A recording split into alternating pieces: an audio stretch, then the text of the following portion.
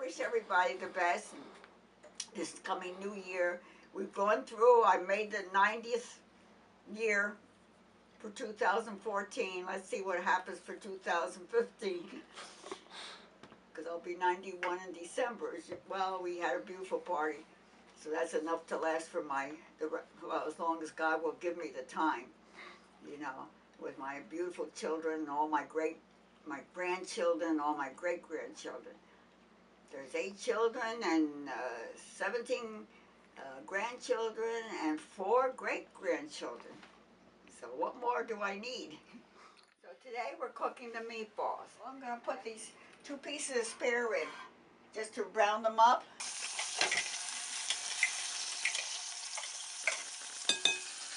It takes me about an hour and a half to get it all ready.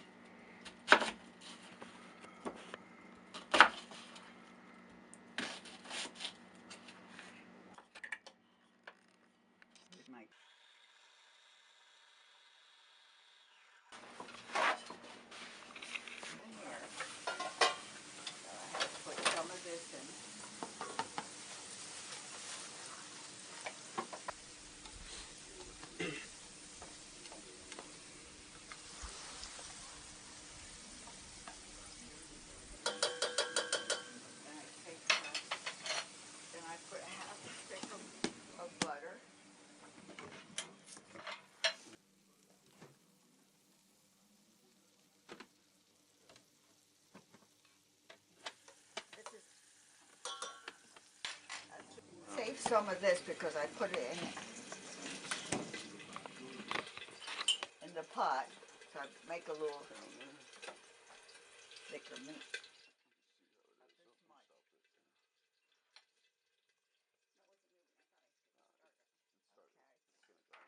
This goes into this pot. Mix it around. Put 1 egg in.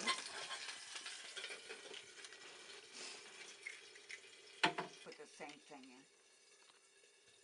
But you all like my meatballs, don't you? And that this is you. Okay. About half a can. Half a can.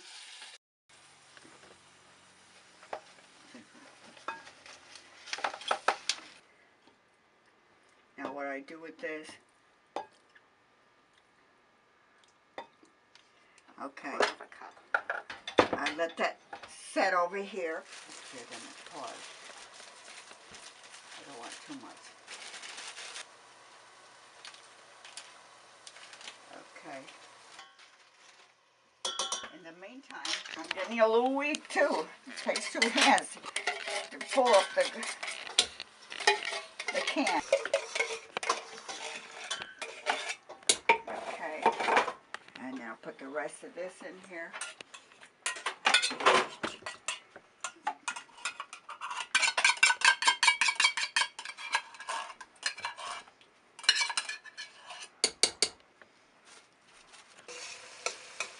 You can smell it?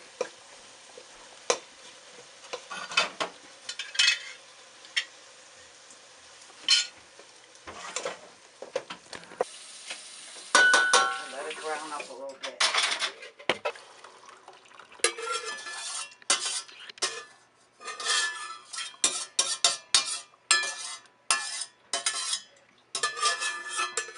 Here, twist it the other way.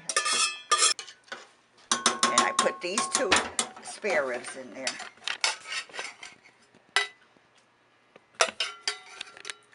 That can go in the sink.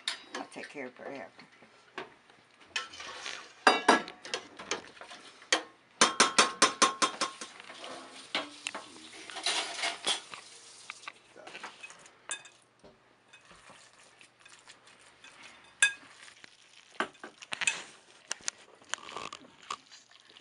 Sometimes I might need more room. I can still do it at 91.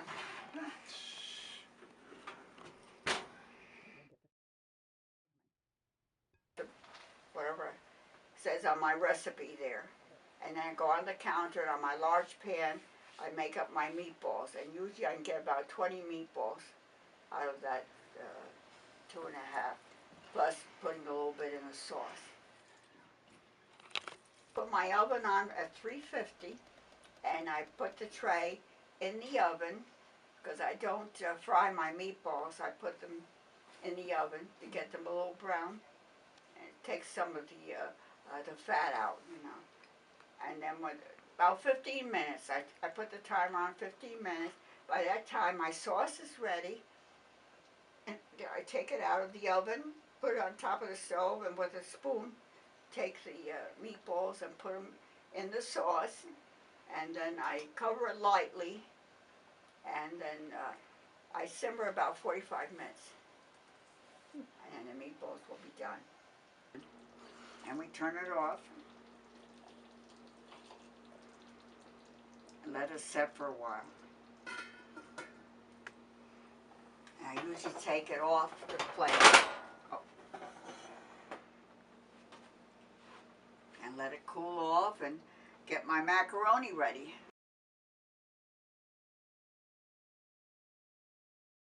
Today I'm making the gnocchis. And you take, I use the Idaho potatoes. So I put the 6 medium potatoes in here. And just see if it goes through, and it does. So it's time to take them out, close off the stove. And I put them here because they're too hot to handle. I have to wait till they cool off a little bit.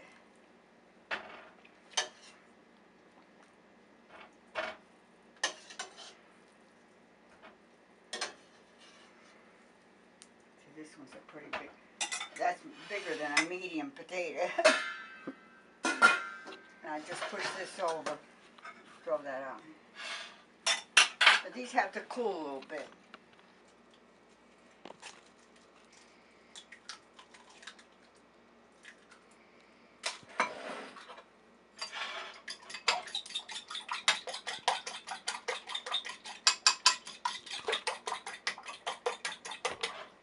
Have that all ready. Put this close by.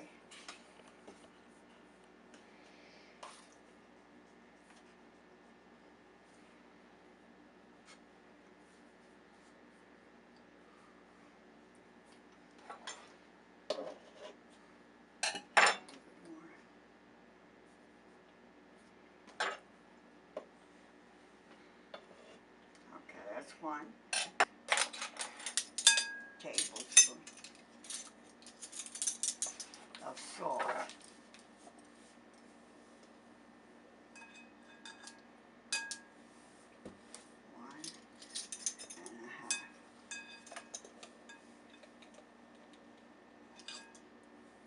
Okay, we got the salt. I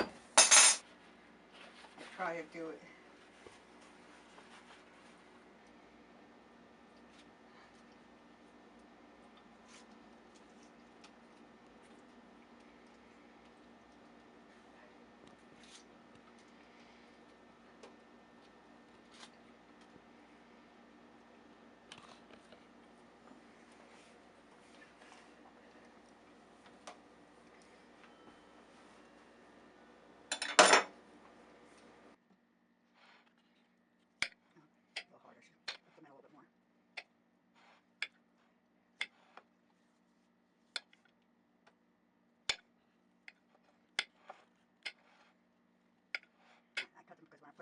Ricer.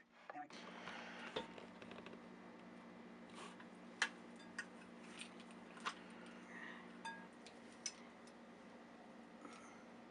I'm still able to do it.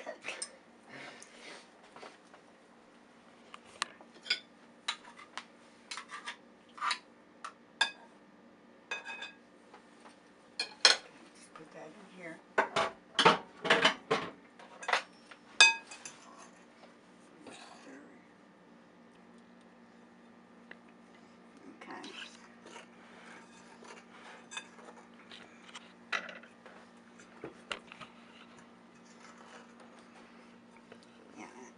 Salt in tonight.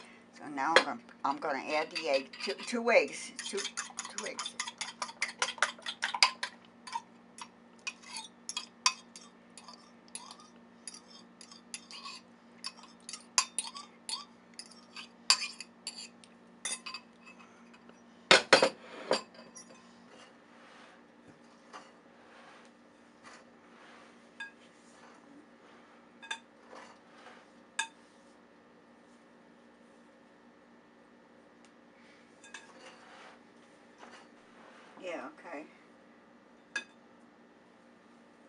probably go over to the board.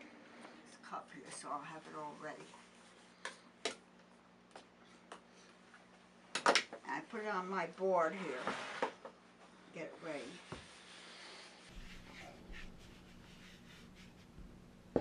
As I need it.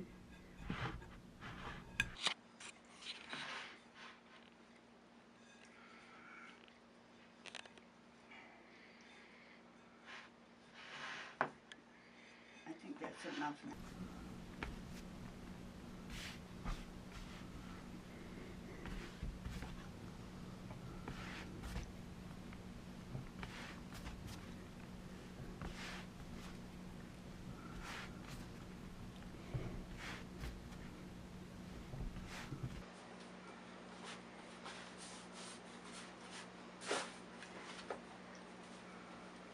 Now I gotta put it in the, because it's really too, I don't like that sunbeam on it.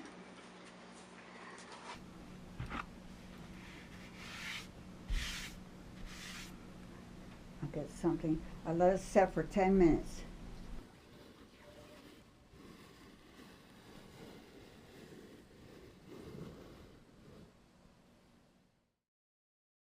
I cut the log into pieces, and then I roll those pieces into log form as long as they'll go.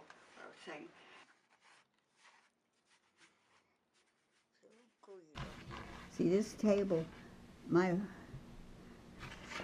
grandpa's father made me my first board, and I had to get rid of it last year because it fell apart after 67 years.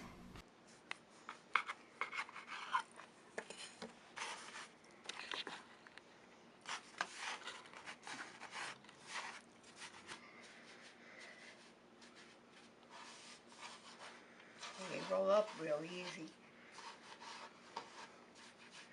Probably after I had my children. I never made them when I was first married, so I didn't make them for 5 years. But after that, I don't think I even made them because I was too busy with the kids.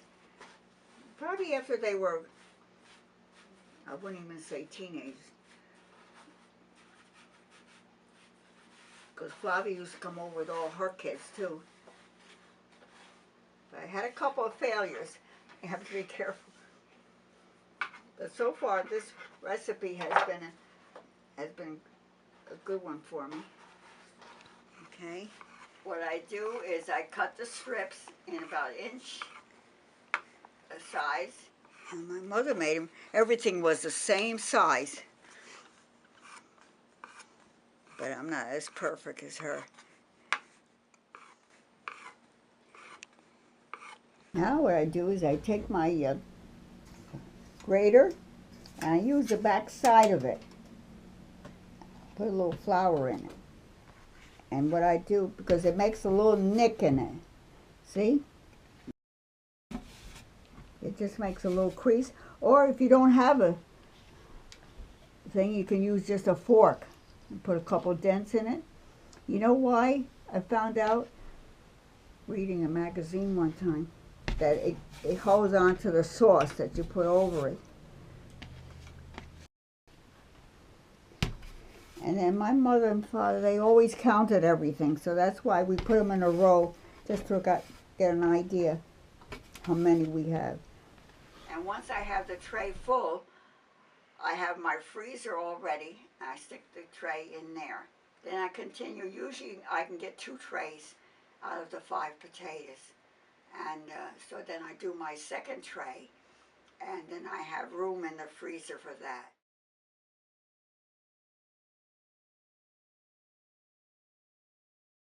Today we're making polenta, which quite a few in the family like, and my family, we usually served it when we had chicken, roast chicken in the oven, and then we would put my mother would make a great big pan of polenta, but I make only a small one for myself. I use cornmeal, Quaker's cornmeal, and I use a can of Campbell's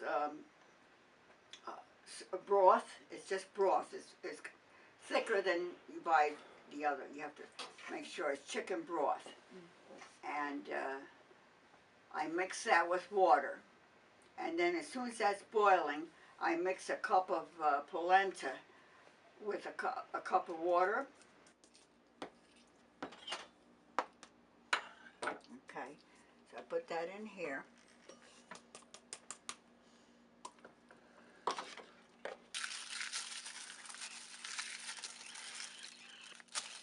So now I pour the water in here, and I stir it up. The cornmeal and the water.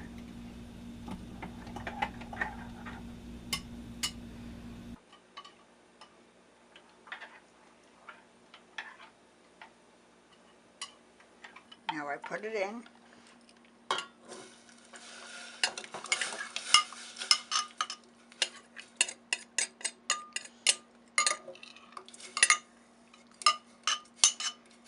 My mother used to make it in a big pot, you know, and then we called it what we used to call miskula. You know, she had a big wooden stirrer, you know, and we used to love it. Especially, you know, you do it in the winter time with the snow and everything. Oh, we used to love it. We couldn't wait till it was done. We used to go in there with spoonfuls and burn our tongues off.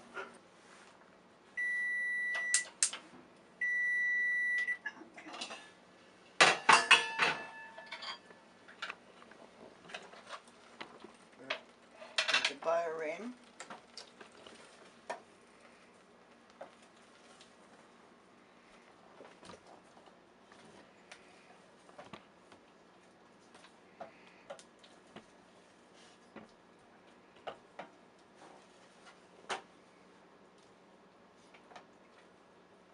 Make sure that it gets all melted.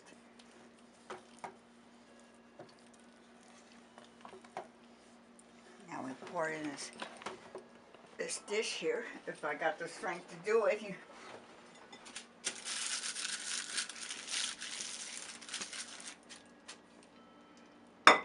See, my mother had a board to put it on.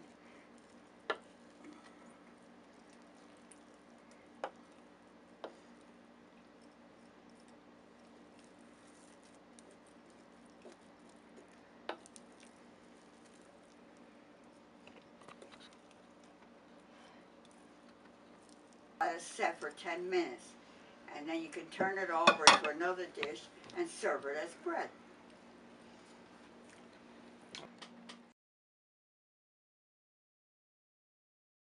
Today it's Grandma Cardascia making tripe, which a few people in our family just love. This is what it looks like when I cut it up. When you buy it in the store, you get a package of tripe, and you know what it is?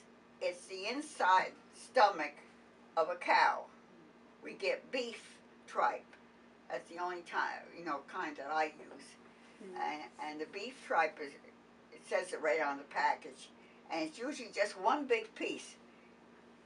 Figure out, what the inside of a stomach is, That's what it looks like. So I bought 2 packages this time. And what I did when I came home, I put it in this big pan and filled it with cold water. And I had to bring it to a boil, and I boiled it for 20 minutes so a fork could go through it. Otherwise it would be too hard.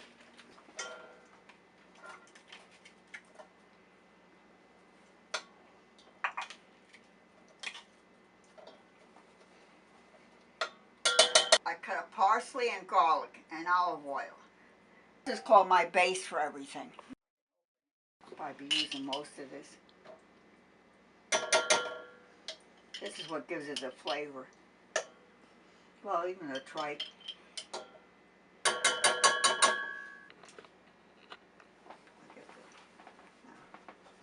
Okay, now I put it on low till it all melts.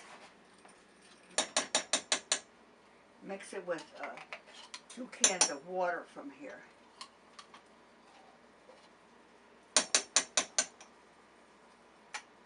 I think in the recipe I have 2 cans, but I changed the recipe. I added something on the bottom. I think 1 can, then 1 can of the plain tomato sauce. Because otherwise, if you two cans of tomato paste, the gravy comes very dark. See how it's dissolving?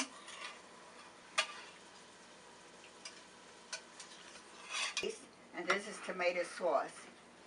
Like I said, I used to use 2 tomato paste, but everybody thought it was a little too strong.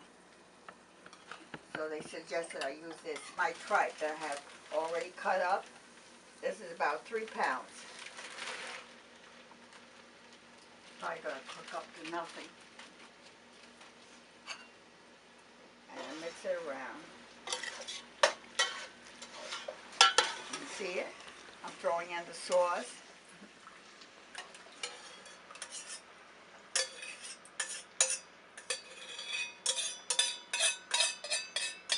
And now I'm gonna have to add a little bit more water, because you have to have a little liquid in here once I get it all mixed up. Okay, now I have to add enough water just so I have a little juice in there. Get a little bit more.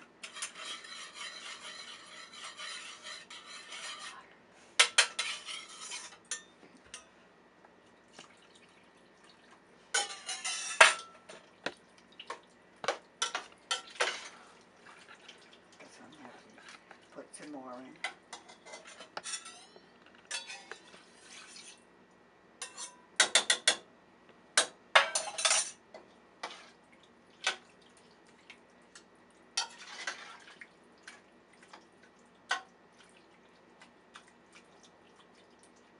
I think a little bit more.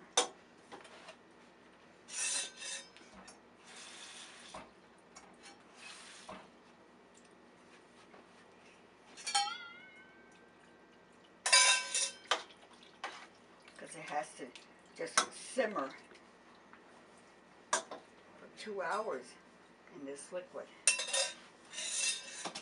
Now I'm going to add my spices. First of all, I'm going to put some salt in. I can't read it, but I think it's a tablespoon. I'll put less than a tablespoon. About 3/4 of a tablespoon of salt. If I need it after, we'll taste them. Okay, that's the salt. Now the cinnamon. I think it's half a teaspoon of the spices.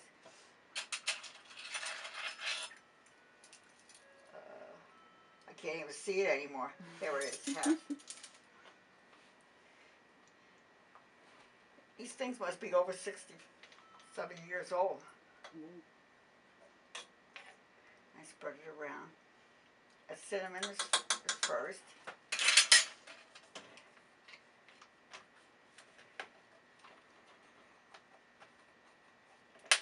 I don't know if I need more. I might need more after. Now this is ground nutmeg. Can you see it, Rob?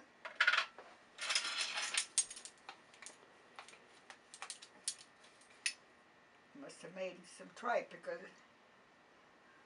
who knows what the date is on it. But the spices always last.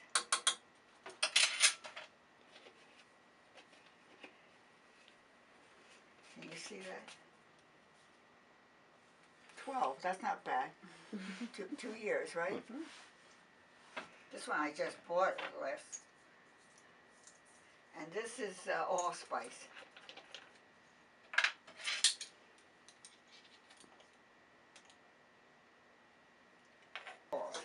And I mix it around.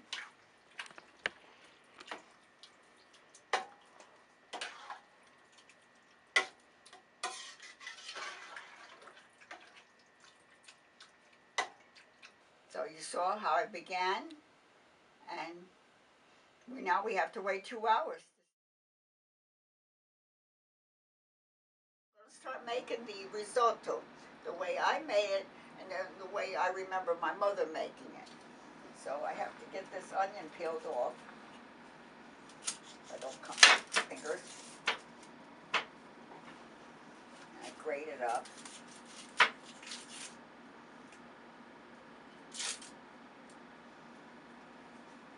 I watched my mother making it, you know, so I came home and I kind of put it all down myself.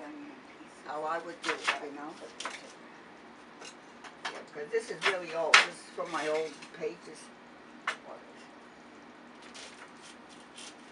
See, my mother used to do it when she used to make her chicken soup first and use that. But I use a collagen.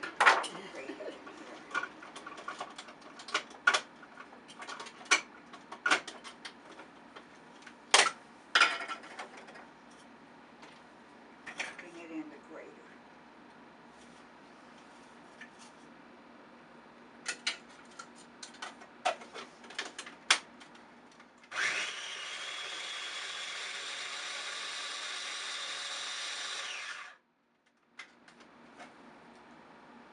About 3 tablespoons.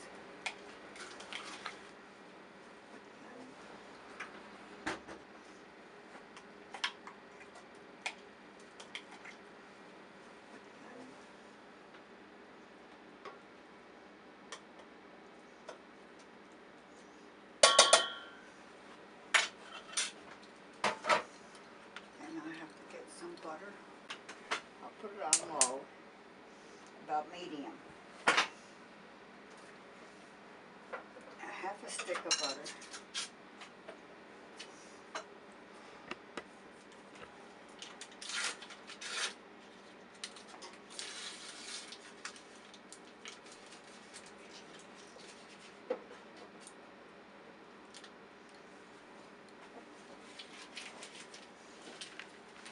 This is my chicken livers, and this is my the giblets. They call them the chicken giblets, which I will cut first.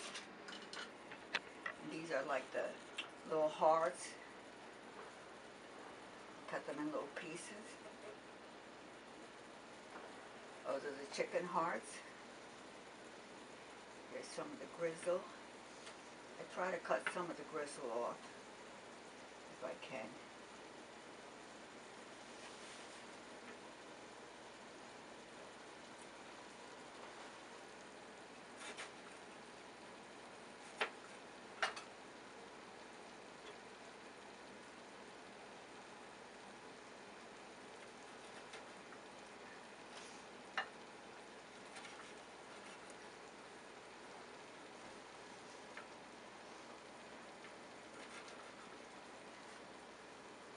This is parsley and garlic, because I always have mine made up. It calls for, I guess, a couple cloves of garlic and some parsley, a couple teaspoons.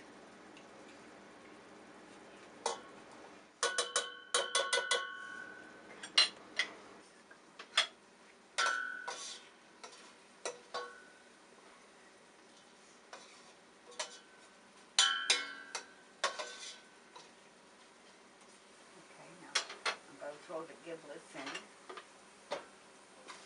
Don't have room to do mine. I have to cut up the liver. These are pieces of chicken liver.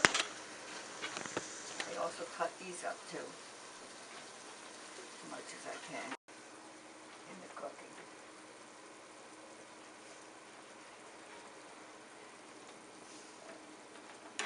They had a big container, so I divided it up. I have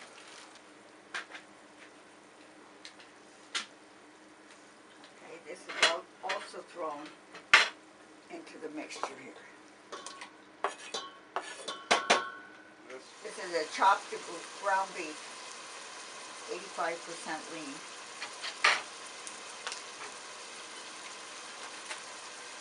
And it's just a little over a pound. I just crumple it up in here. See what I can do with it.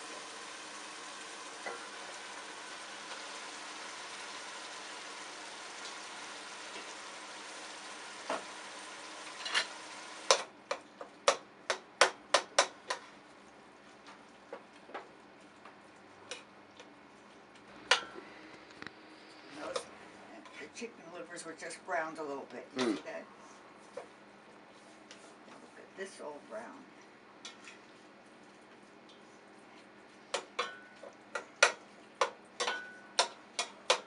Start with this one first. Okay? This is supposed to be 2 cups. I don't know if it's going to be enough, but wow, I was able to open it.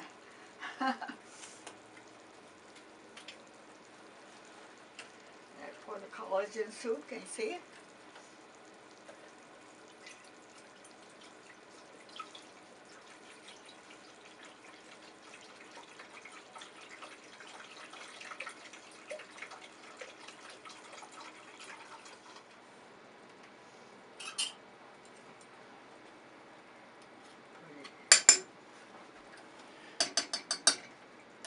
Into a little pan to mix it with a can of this water, and I have to dissolve it.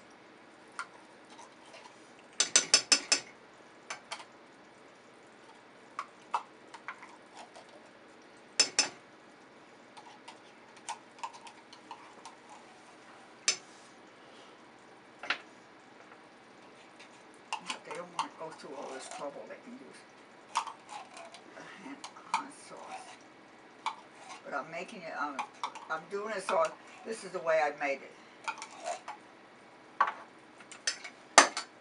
have to fill this with water.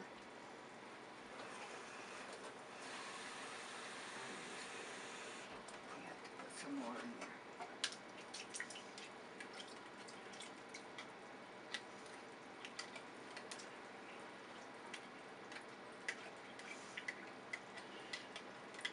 Good thing I took them out. In that closet where I have them, I'm going to put another half can. Another full can.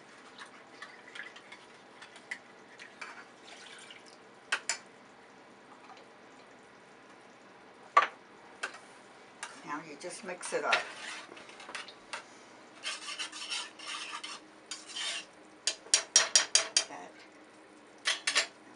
Put this up a little bit more. Alright, I'm going to put the tomato sauce in.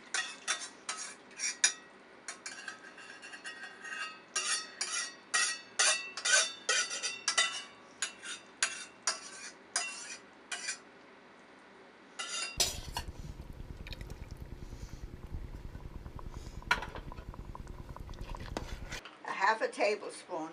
This one is a mixture, it has everything in it.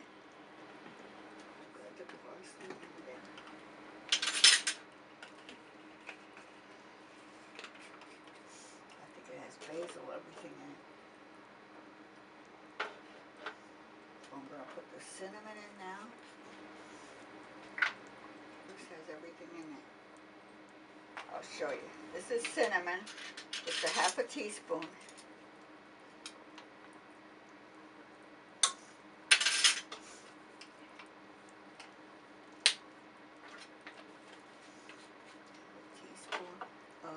This is nutmeg. I don't know if you can see it.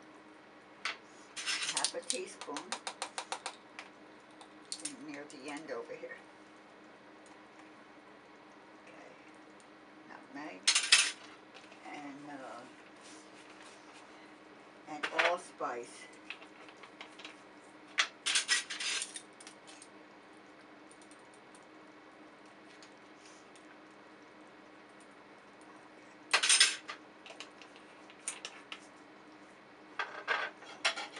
A little bit.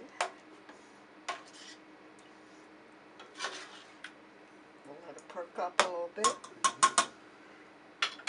And then I'm going to get my my rice ready.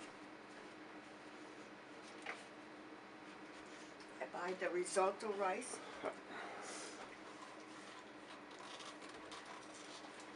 Get it right shot right. This container.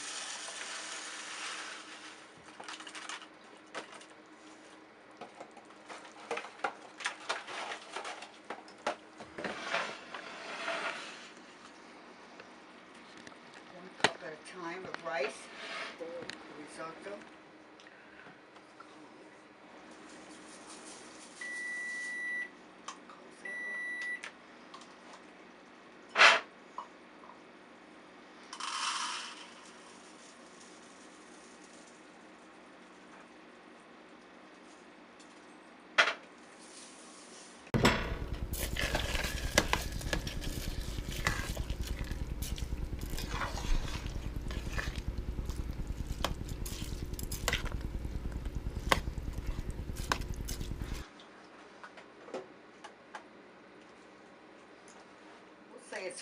cups of soup.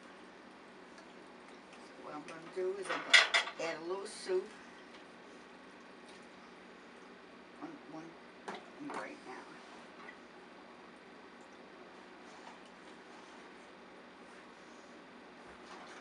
And I'll let it cook gently. And what I usually do is put my timer on, because with this rice it takes about 20 minutes.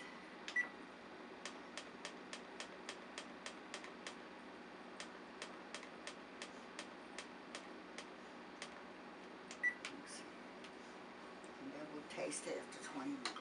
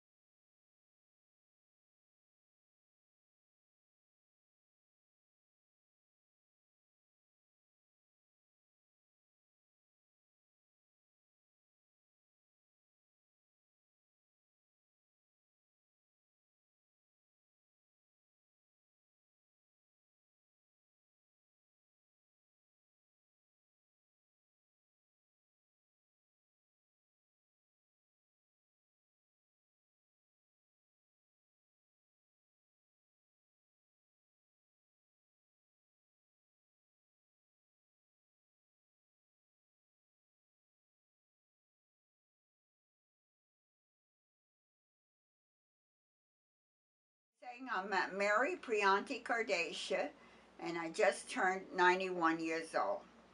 A couple of days, December 15th. And I'm oldest one in my family, Prianti family. I grew up with, my mother and father was Margherita and Fermo Prianti from Vicenza, Italy.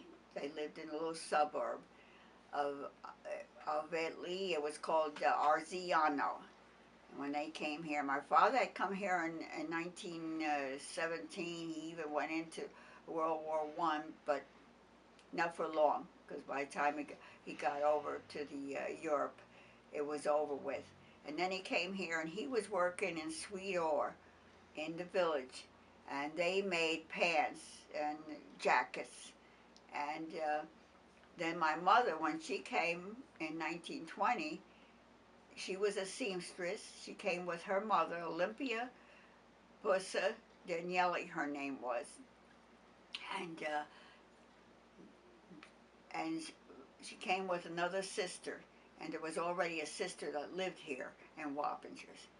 So anyway, she went to work in Sweetore, and that's where she met my father, and they were married in 1921. And he already knew my father-in-law, who would become my father-in-law, Cesare Cardascia, because where he roomed or boarded, Cesare was nearby there, and they became very fast friends. And then Cesare and his family moved back, to New York City, because his father found a job there as a machinist. And I met, and we were always family friends. Uh, the Cardascia family, they would come up like, we grew up, they had 7 kids, and the oldest one was Nell, Aunt Nellie, and she was one of my closest friends. And it was through her that she got her brother, Bob, to come to Wappingers, but then we didn't really get together till after World War II. He went into the war and spent 2.5 years there. And when he came home, she saw that he had some girlfriends that she didn't like, and, and sent him up here, because everybody's always wondering, how did you get someone from the city? And then once we got engaged and married and all.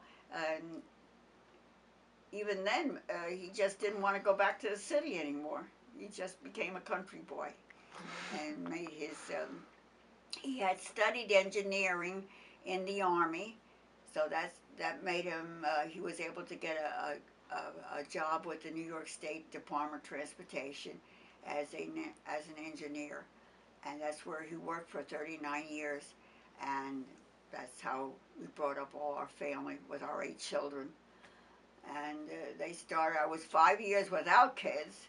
Everybody's wondering why I didn't have any children, but finally the doctor helped me out, and Margaret was born in April of 1952. I hope I'm getting the dates right. And then Bob, my son, was born in December of 1953. And then we had Diane in September of 1955.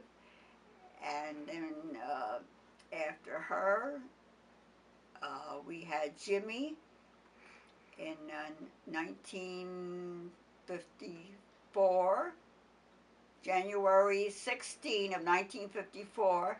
Then I had Kathy on January 15, 1955. And then we had Richard in October of 1958. And then we had Mary Ann in September of 1960. And then there was a little space in between. I think we thought we had our family. And then Suzanne came in February of 1965. And that was our family. I've got 8 beautiful children. And then, of course, Kathy was born Down syndrome. But she's been just a blessing to us. She grew up. She really learned, you know. She was able to go to school when she was 5 years old, and well, she went a little late because she went to this little red schoolhouse because they didn't have any room for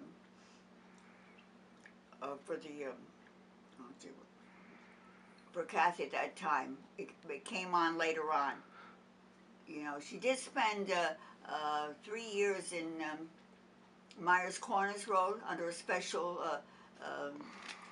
room, and so there she became also available to the art department and the music department. That was Dodie Simons, who was also from our church at St. Mary's, and so she learned a lot. And then she went to a special education in Boise till she was 21. She did very good. She learned how to write her name and do all her numbers and everything, simple math. I'd say she was on the level of a kindergarten, yeah. You know. And then at home, she was always pleasant and everything, and always never had any problems with her. She grew up just with the other girls. I think that was the best thing for her, growing up in a large family. She knew everybody and she got along with everybody. And all my children were great. They did good in all their schoolwork in St. Mary's, and then when they were in high school, and then when they went to college, they did good. So I think that's what I was proudest with my children. So they grew up. We had a very lively family life with all the kids were one after the other. But I had a great help from my sister Gina. She and Joanne, who was the first child in the Prianti family. Joanne was always, she really brought up with my kids. I always consider her like my oldest daughter. She was always a help playing with the kids. And her mother always helped me as I had each child to come in and bathe them and all, you know. It's not like this today. I mean, usually I stayed in but anyway, my sister came and helped me a lot. And I was thankful for that. And then my parents, they made a lot of clothes for the children because they were both seamstress, and my father made them all the little pants and everything. So we didn't have to spend too much money on the clothes. But the food shopping was a big thing. I didn't shop for 10 years, grocery shopping. and your grandpa. And what he would do is he would get paid every 2 weeks, and I had a big list for him. And we had a local A&P just up the street from us. And he would have a meat list to give to the butcher, who we got to know very good, and everybody else there too. And that's where he went.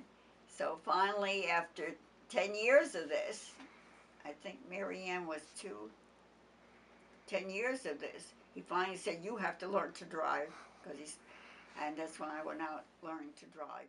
Had 8 beautiful children, and really full life, always busy, like it was this past week, this past Thanksgiving, and so that's how I'm forgetting everything now. How was it cooking for that many kids? Well, usually it was like soup. I'd make a chicken soup, and then I'd have to buy the noodles because I couldn't make the noodles, but whatever they liked, something small. And then I guess one night a week I would have a couple of chickens. I would have to cook a couple of chickens. That's when I could cook them in the oven. Now we buy them in a rotisserie, and they don't taste as, because I always grew my own herbs outside. We had made a little garden as you come into the house, and I always had the salvia there, and I always had my parsley and everything. And I even grew my own garlic one time, and so I had everything right there. And let's see, what else did they like? They liked hamburgers. We made hamburgers one night, and they didn't like ham too much, though I used to have it. And I used to try to make a roast beef. And they would have them for sandwiches, and that's about it. Tell us about when you first started cooking. When did I start cooking? I think probably when I got married, because I didn't cook too much at home. Grandma used to make the homemade macaroni and her sauce, and she used to do that. She worked all week long, but then after she retired. But she still cooked. She still made her sauce, which was different than what I make. She never made meatballs, but she made homemade macaroni, which we never learned to do, which I'm sorry, because her homemade macaroni was just great. For the meat sauce, and then she made homemade noodles when we had soup. So one weekend it would be chicken soup with homemade noodles, and then next weekend she'd be cooking a couple of roasted chickens with homemade macaroni. So I never really cooked at home. I learned to cook when I got married. I had a couple nice, I think it was Good Housekeeping cookbooks. I still have my old one, given to me, I think, at my shower. And that, when we got our small apartment, and I always figured out what I was going to have for the meal, because I worked too, and then we went shopping together, and I would try to figure out what I was going to have during the week, what we liked, and that's how I learned to cook. We bought this home 2 years after we were married. 1949, September of 1949, but it wasn't the way the home is now. It's been renovated a couple of times. And we had, of course, 2 carpenters in the family, Grandpa Cardascia and Jimmy, his son Jimmy, and they came up one time and helped build the breezeway and the garage. We didn't have a garage that time. We didn't even have a car. We had this old jalopy that Grandpa had gotten from a garage near where we lived on South Avenue, and that lasted us, well, yeah, we came to the house here with it, and then finally, I think in 40, we bought the house 49, I think we had bought a Chevrolet, a small, is that what they call a Chevrolet car? Yeah. And so we began living here. And after 5 years, yeah, Margaret was born in 52, because I worked up until the end of 51. and she was born April of '52. So I had still worked down in Texaco until they started getting going to. That's when they were small. Then once they started going to high school, then they got their little jobs. Then the table was a little less. It was, instead of being 10 of us around the table, it was maybe 6 that night. Of course, Kathy was always there. You know. What was your favorite meal to cook? To cook, I think it was. Well, the easiest one was putting a couple of chickens in the oven with potatoes around it and everything. That was the easiest meal. And I used to make the meatballs and sauce. In those days, you know, I was younger and I could do it faster. And everybody wasn't here. As soon as they go off to school, I could do everything, you know. Of course, I used to have Thanksgiving first when the kids were small, up until, I'd say Bob, Diane, maybe Jimmy. We used to go down to Mother's on Thanksgiving and Christmas Day. We used to have it down at my mother's. Or if the weather was good, we would travel down to the Bronx to Grandpa and Grandma Cardascia and spend some time, you know, a holiday with them. But most of the time, most of the Thanksgivings and Christmas were spent down at, Christmas Day was spent down at my mother's. I have the photos, you know, CDs on them when the kids were small and everything. And then my mother and father retired and they got older, so we had the Thanksgiving here. So I would prepare the turkey the night before and put it in the refrigerator.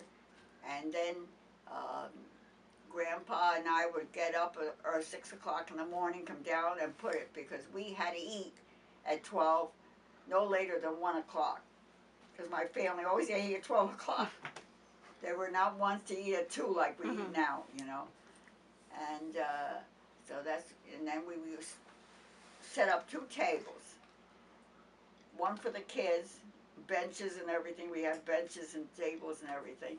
And we all sat around here. So it would be Grandpa and Grandma Prianti and Uncle Lino. And then whoever came in after. And once in a while, I think after Uncle Jetto, Uncle Jetto died when they were on Prospect Street.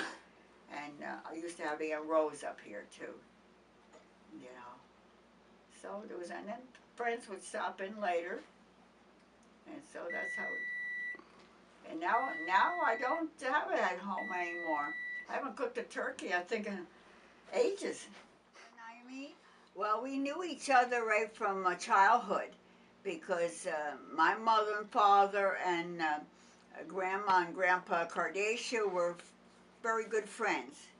Because when Grandpa Cardascia and his family used to live in Wappingers, and Grandpa Cardascia's father worked in the bleachery, but he didn't like it, and my father was single at the time, and I think he boarded, that's what they called it then. People used to have homes where people would come in and, you know, to sleep. And my father boarded, I think, I don't know if it was with his grandmother or a house next door, but that's how they met. And Grandpa Cardascia and Grandpa Prianti became very good friends. So when Grandpa Cardascia and his family moved down to New York City, because the father was more like a machinist and he got a job down there, then my father used to go down and visit with them. But Grandpa and Grandma Cardascia had gotten married March of 1921. And when my mother and father got married, they went and spent the weekend with them. That was their honeymoon. So that's how we always knew them. We were family friends with the Cardascias, as long as I can remember. And like Grandpa's grandfather, Pasquale Cardascia, used to come up and visit with my father, because he loved my father's wine. My father used to make his own homemade wine, and he used to love and come visit, you know, with us and everything. So I always remember him as a kid, you know. And then occasionally, not too many times, because Bob had a big family too. There were 7 kids in his family. But as we got to be teenagers, they came up and visited often. And then he had an aunt, Jean, Doria, who used to come up and visit with me. And one time she took me to visit, to have my first vacation. She lived in the Bronx, and I had my first vacation there. And I already knew, was I a teenager then? I must have been 17, maybe 16. So I enjoyed that, but I didn't go to Grandpa Cardascia's house that time. I think I just stayed with her. That was just a couple of days, and they took me back home. But then, when the World War II started, and Grandpa Cardascia was drafted, he was 19 when he got in when he was 18, and they sent him to an engineering school. I think it was in Virginia. I think it was. I'd have to look at his papers, but I'm quite sure it was in Virginia. That's where he learned his engineering, and he got sent over on his 19th birthday. He landed in Casablanca, in North Africa, and what he did was he serviced the airplanes at the airfields in Italy, and that's where he spent most of his time. He never saw any fighting. He heard it, but he wasn't involved in any fighting at all. And I had his address. His sister, Nell, gave me his address, and I used to write to him. And I used to send him packages, cookies and things, candy and things like that. So he came out in 1945. I think it was the summer of 45. He was stationed in Nebraska someplace, because he had a 2-week leave. He came home, and I think it was the summer of 1945. And he came up to visit me and brought me, I remember, I think it was a chain. I don't have it anymore. But anyway, we started going together then. And then when he was let out of the Army in November of that year, he was discharged, on discharge and everything. And then he went back. He was back home in the Bronx with his parents. And he got a job, I think, in a recording. It was so funny, in a record where they made records and stuff. He got a job there, and he used to come up and visit. So that's how we started going together. Oh, wow. And then I was able to take the train down to 125th Street, and he lived on Bathgate Avenue at the time, and I was even able at that time, well, I must have been what then? About 20, 22, maybe 21. And then I was able to go up and visit him at his house, and I would spend a weekend. Then he would take me out. He would take me down Broadway. We used to see the Rockettes. He had a cousin that was a Rockette. And one time we went to visit, to see that show. And so that's how we started going together. What do you believe is the key to successful marriage?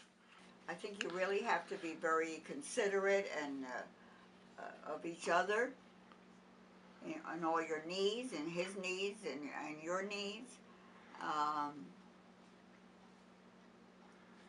If you have any disagreements, to get them over with right away.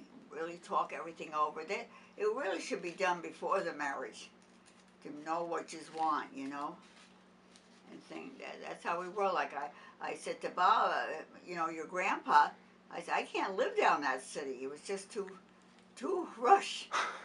So when he came up here, he became a Wapagerian, because he enjoyed it too. He didn't like going back to the city at all, and that's how it was.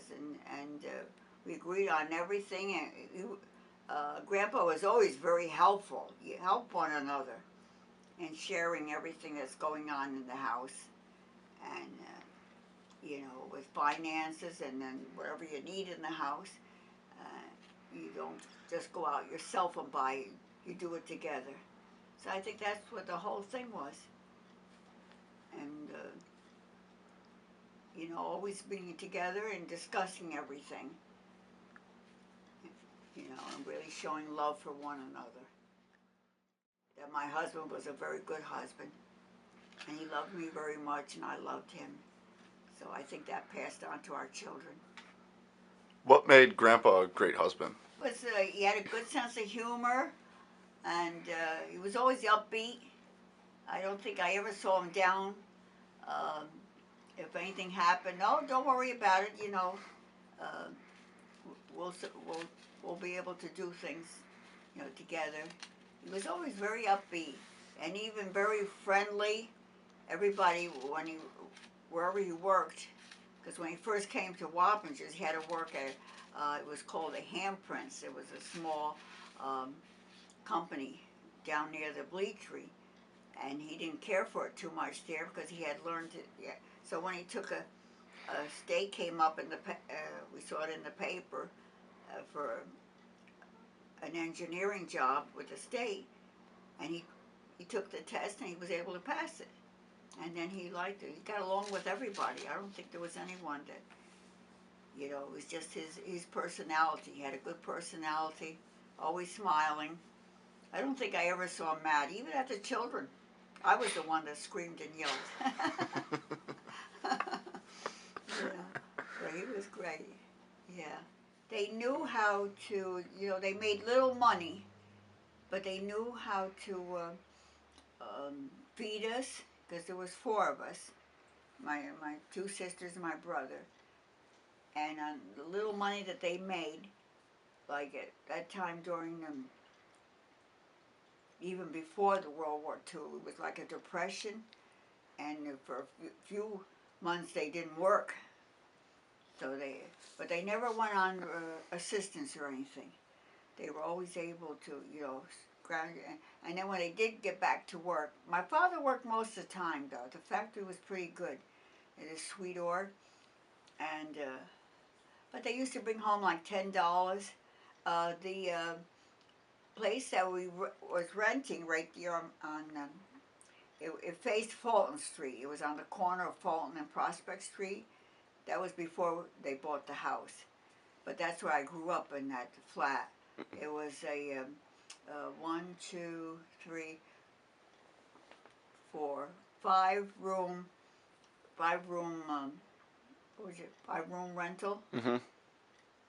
And I think they paid like about $16 a month. You know, the rent was kind of low, and at those, well, what, like bread was like 10 cents a loaf at that time, you know, and so I learned how to, you know, be able to keep your money. Always, I know when I went to school, they always had like a little bag for us. They used to give us like a little box, and we were supposed to learn how to save. And my mother would always give me oh, today's banking day, you know. So she would give me 5 cents or 10 cents to put in it. So we learned how to save.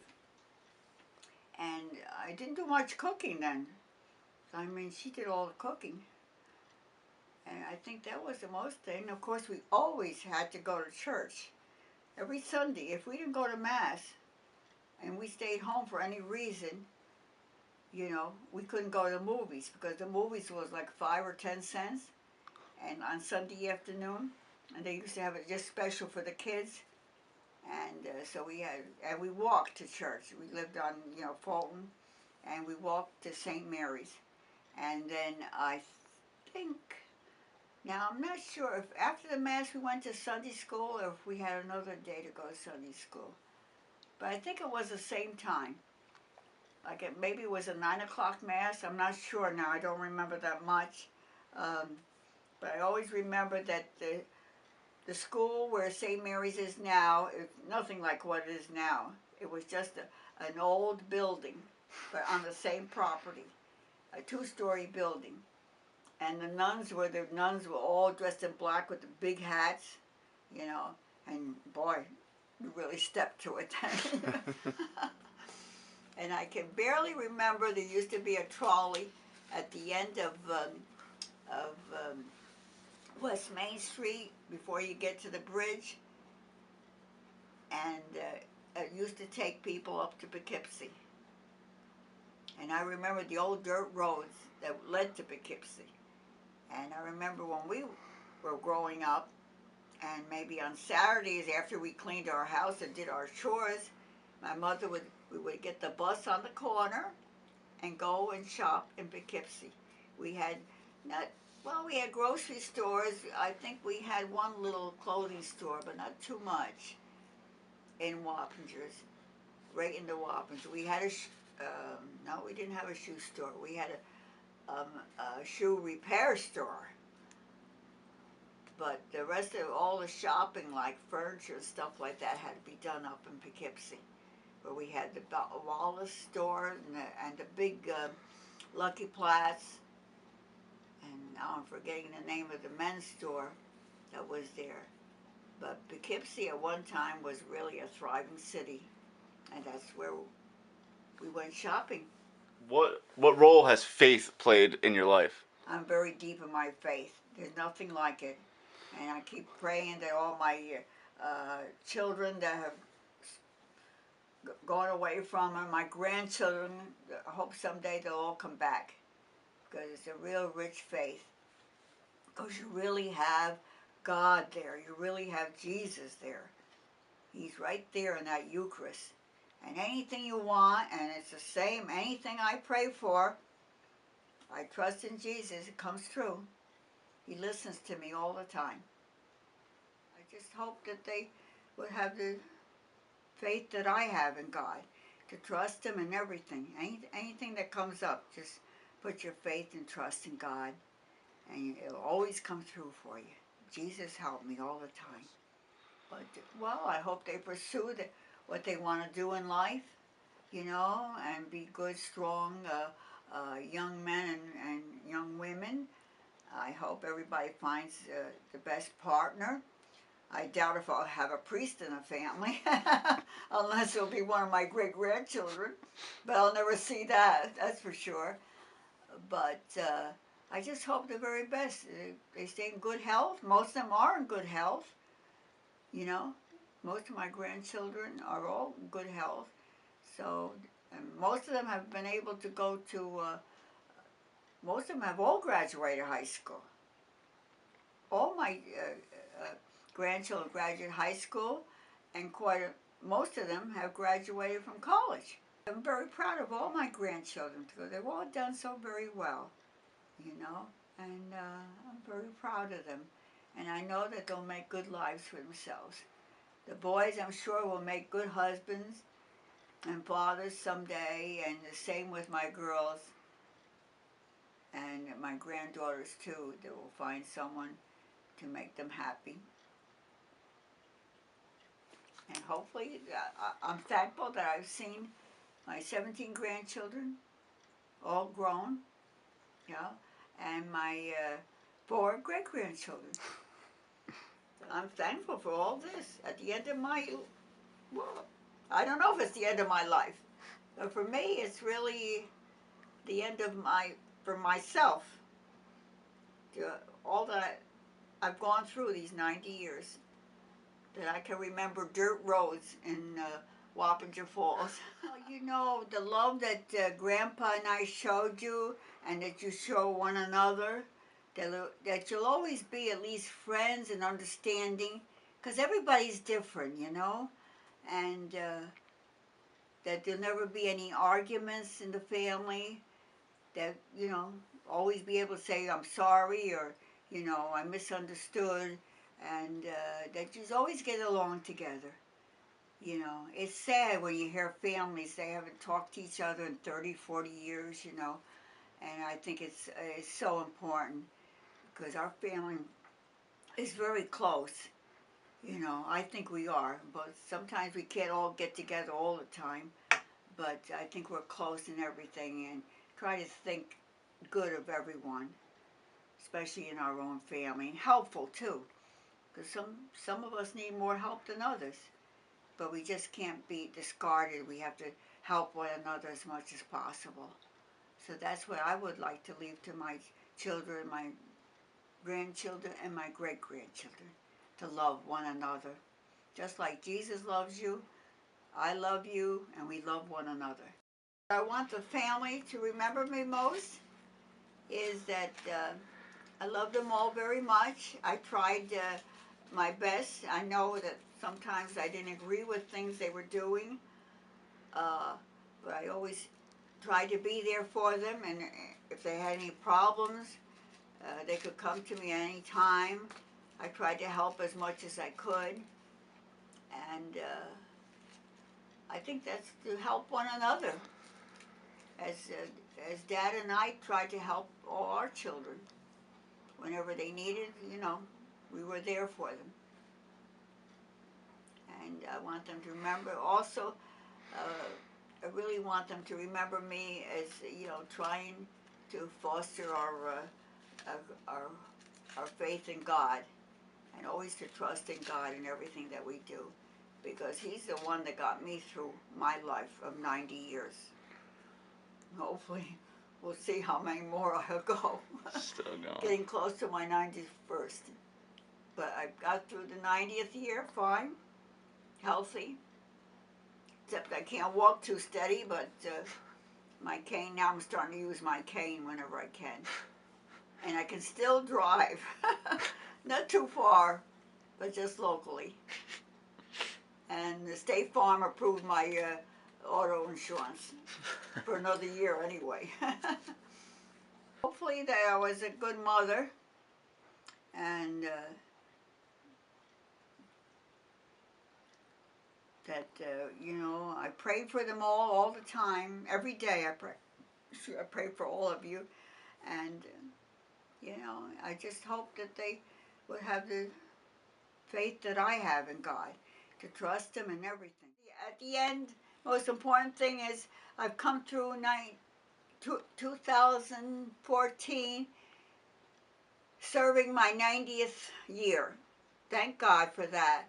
And I've been healthy and all, and I really thank God for that blessing. And now I look forward to 2015, hopefully. But I wish all my loved ones, all my beautiful children and spouses and grandchildren, great-grandchildren, with all my love and gratitude. I hope everyone will learn, even my girls, my boys, my grandchildren, because it's going to all be passed on to them, that they in turn will learn how to make the food that I grew up knowing how to make. And of course I put my own thing to it because I want to get the right measurements there with my parents, the handful. But I wish everyone a very happy life. I hope it's a long life like I've had, and that you all have very happy and God-filled memories of good health and love always from your mom and grandma and great-grandma, Nona.